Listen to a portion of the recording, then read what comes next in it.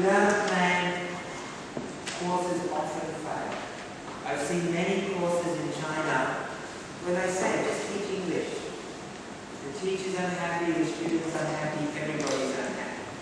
If you don't have a plan with English teaching, it's very difficult. The planning is very, very important.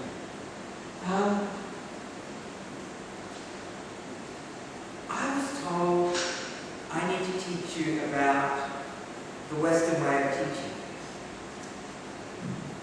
But to do that, we need to go back to the original source, where we get our ideas from. This person, Confucius. Confucius taught in a way that was very different from modern Chinese universities. Most universities in China were set up by Western countries. HIT, Hakoda, was set up by the Russians. I think Shandong Institute was set up by the Germans. Beijing University, I don't know. But they used a way of teaching where the teacher stands in front of the class and gives you information. If you learn 50% of what I tell you, I say, great. If you learn 100%, I say, fantastic. If you learn more than me, I think you're crazy. Did Confucius teach that way? No. If Confucius taught you one thing, and you learned one thing, he would say you're stupid.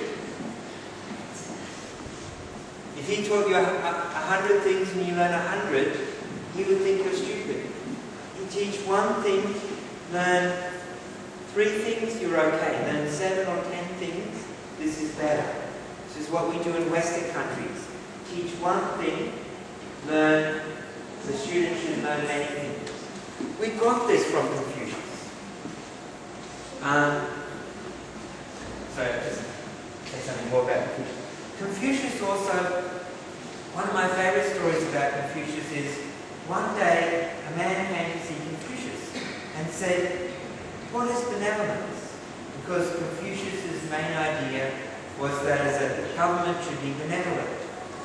And so a person came and said, what is benevolence? Confucius said something, told him what benevolence is. Later, someone else came and asked Confucius, what is benevolence? He said something completely different. His students are going, Confucius, you're crazy. You're telling him one thing and you're telling him something else. And Confucius said, well, he needs to learn this, and that means the person needs to learn that. Confucius did what we talk about in modern Western education, which is he changed his teaching for the students. He didn't stand at the front of the class. The students came to him, asking questions, gave their opinion, and he would respond. And in fact, modern Western education took people like Hongzi, Laozi, Mengzi, and used them as ideas and inspirations on how we teach today. And then we come back and teach you it again. So modern education, 3 principles. Student orientated. Who's more important, you or me? You are. Yeah. You are more important. We focus on the students. We focus on. I like using the word teacher because I've taught so many Chinese people, and the word teacher means a lot more than in Western countries. But we stop using the word teacher. We often say facilitator. You're learning. My job is to help you. A guy, you're doing the work. It's focused on you. I've taught a lot of things. Sometimes you can teach classes where the teacher comes in and does nothing because the students are working. When the students need help, they ask the teacher for help. So when we design a classroom, we focus on the students, not the teacher. The other one is self-paced, student-directed. That is, you ask the question, you set the You decide what you want to learn. If you don't ask questions, I don't know what you know. I could stand up here and teach, and you know everything I teach you.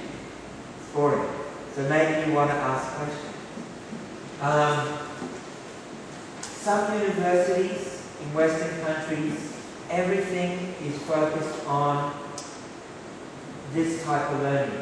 You're given a whole lot, the students are given problems, and they go and work on it themselves. In China, you may have it at your school, a subject called synthesis, where students are given a problem, they research on the internet, look up in the book, think and solve the problem, which can be very good in language classes. For example, you all teach young children? Anyone teach middle school? No. Okay. You can do this. I've seen it done with older students, but young children as well. You say, well, let's write a book. A picture book, right? The English is not very complicated. The students choose the topic, they find the pictures, they write the sentences. Because they're interested in writing something, they have to go to the teacher and say, teacher, how do I write this? So the student directs what they're learning. The third principle is learning focus.